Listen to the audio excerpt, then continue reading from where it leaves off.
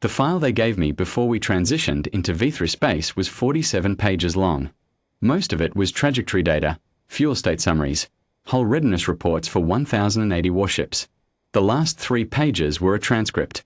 I had read it 11 times in my career, twice in the academy, once when I made lieutenant, once at each promotion after that, and I read it again now, standing at the forward intelligence console of ISC Warship Unbroken Ledger while the Sovereign Tide finished its translation burn and the V3 Homesun resolved on the long-range plot from a pinprick to a disk. The transcript was 2004 years old. It began, *Survey Vessel Candace Margin, ISC Registry, Lieutenant Commander Pellis Orvane commanding. We are the sole surviving vessel from the Meridian system. I am transmitting this record on all open channels. I want the Conclave to hear it too.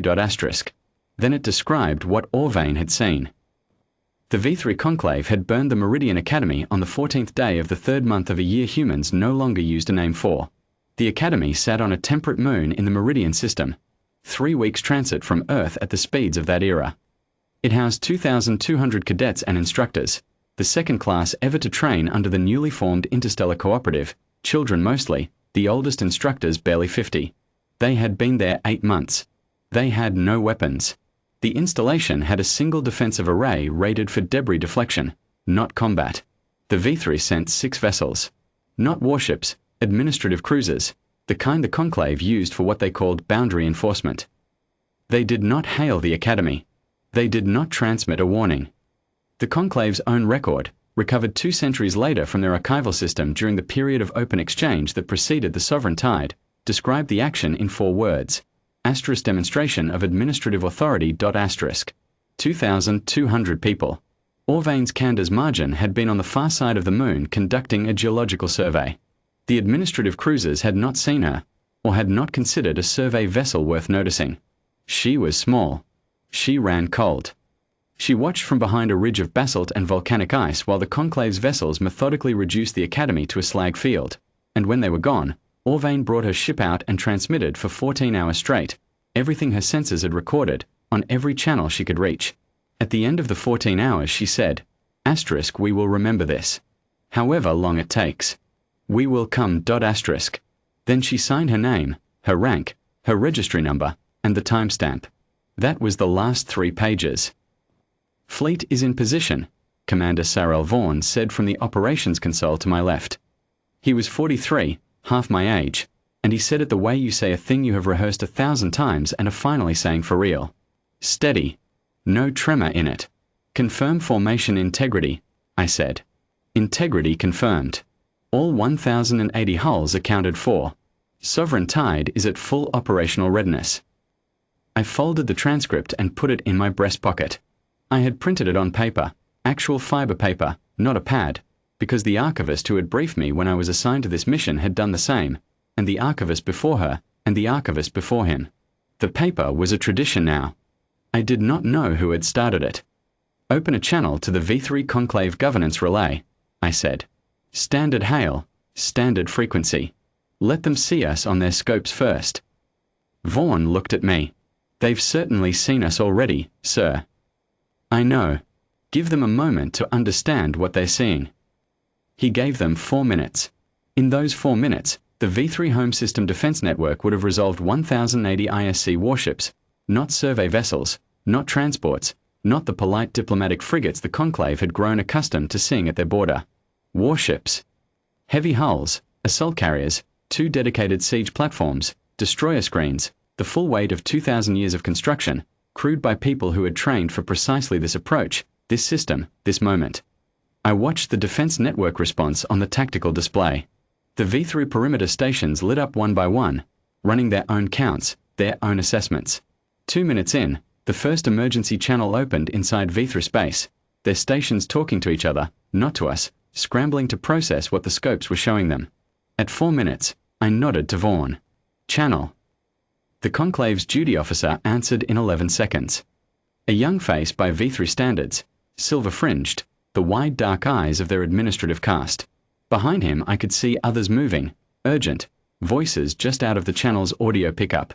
ISC vessels, he said. You are in unauthorized proximity to V3 sovereign space. Identify your purpose and reduce your formation.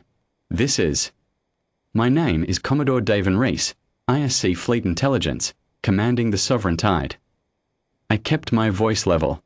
Not cold as a performance, cold because the thing I felt had no heat left in it. It had burned off a long time ago. I am transmitting to your governance relay a document package. It contains the ISC record of the Meridian Academy destruction, including full sensor logs from ISC survey vessel Candace Margin, the Vaethari Conclave's own internal record of the action, recovered during the period of open exchange and archived by the ISC Historical Accountability Office, and a formal accounting notice prepared under ISC Colonial Charter Article 9, subsection on systematic atrocity with no subsequent reparation or acknowledgement. You will want to read all three before I continue. The duty officer said something rapidly in Vaethari to someone off-screen. Then, Commodore, I must advise you that any movement towards sovereign Vaethari. I'm not moving, I said. I'm waiting for your governance relay to read the document package. Please inform whoever is in the relay's command tier that I will hold this channel open. I muted our end. Vaughn came to stand beside me. He did not say anything. There was nothing to say that the formation hadn't already said. The Vaethari took 31 minutes. I watched their defense network on the tactical display. Their perimeter stations had gone to alert status immediately, running lights shifting to the red spectrum configuration their doctrine used for threat response, but nothing had moved. No intercept launches. No repositioning of their home fleet elements. I could see the home fleet on the long-range plot, sitting in their standard orbital dispersal pattern around the second and fourth planets. They were large ships by the standards of 2,000 years ago. They were not large by the standards of now. At 31 minutes, a new face appeared on the channel. Older. The silver fringe gone entirely to white, the administrative sash replaced by the deep crimson of the Conclave's executive tier. I am Governance Relay Primary Veth Aran Sal, she said. I have read the document package. A pause. Behind her the room was very quiet. Commodore. The events at Meridian occurred over 2 millennia ago. The administrative officers who authorized that action have been dead for 1800 years. The Conclave has. The structure of governance then was. I understand, I said. The accounting notice explains the ISC's position on that clearly. I won't restate it. She was quiet for a moment. What is it you intend to do? I had thought about this question for the 3 weeks of transit. Not the answer. The answer was in the document package, had been in the doctrine since Article 9 was written, was not mine to change. I had thought about the words. How to say a thing that needed to land cleanly, without cruelty, without theatre. The accounting notice requests 3 things, I said. First, a formal acknowledgement from the Conclave Governance Relay, on record, that the destruction of the Meridian Academy was an atrocity committed against ISC personnel without declaration, warning, or cause. Second, the designation of the Meridian Moon as ISC Memorial Territory, permanently, with Vaethari transit rights suspended within 12 light minutes. Third, a structured withdrawal from 4 contested border systems, on a timeline the document specifies. These are not negotiable. They are the accounting. Sal's composure was remarkable. I noted it the way I noted things professionally, with a kind of detached respect. She had been handed something that had no good answer and she was looking at it without flinching. And if the Conclave declines to provide this accounting, she said, then the Sovereign Tide will remain in position until it does. I held her gaze through the channel. We are very patient, governance primary. We have demonstrated that. Another silence. Longer. I will need to convene the full governance relay, she said. This cannot be decided by one tier. I know. The document package specifies 72 hours for initial response. That clock begins when you close this channel. She looked at me for a long moment. I wondered what she saw. An old man on a bridge, a fleet behind him, a transcript in his breast pocket. 2,000 years of a promise kept. The channel will close now, Commodore, she said. We will respond within the specified period. She was as good as her word. The channel closed. Vaughn came to stand at the viewport. The Vaethari home sun was a pale yellow-white at this distance, smaller than Sol, calmer. The second planet was a blue-green smear at extreme visual range, enormous population, the Conclave's heart. The home fleet sat between us and it, unmoving, as it had sat for the entire 31 minutes and the conversation after. Do you think they'll accept? Vaughn asked. Yes, I said. They've had 2,000 years to build a story where what they did wasn't what it was. The document package doesn't give that story anywhere to stand. I looked at the home fleet on the plot. 140 hulls. Good ships, well maintained. Not enough. Not close to enough, and everyone in this system with a working sensor array knew it. They're not suicidal. They are bureaucrats. When the math is this clear, bureaucrats accommodate. He nodded slowly. 2,200 people. Yes. Did any of them have family? Names? The cadets? The Historical Accountability Office recovered a partial roll, I said. About 1,400 names. The rest were lost when the installation was destroyed. The office has been working on it for 6 centuries. I paused. They'll keep working on it. That's part of what the memorial territory is for. Vaughan didn't say anything else. Neither did I. The V3 governance relay delivered its formal response at 58 hours.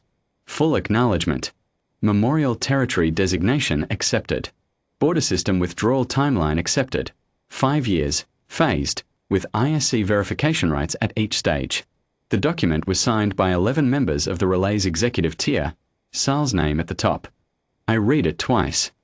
Then I transmitted it to the ISC Colonial Charter Authority, to the Historical Accountability Office, and to the Memorial Archive maintained on Earth in the old ISC headquarters building, the one that had been rebuilt 3 times in 2,000 years and had kept, in its lower foundation, the original stone that bore Orvain's name.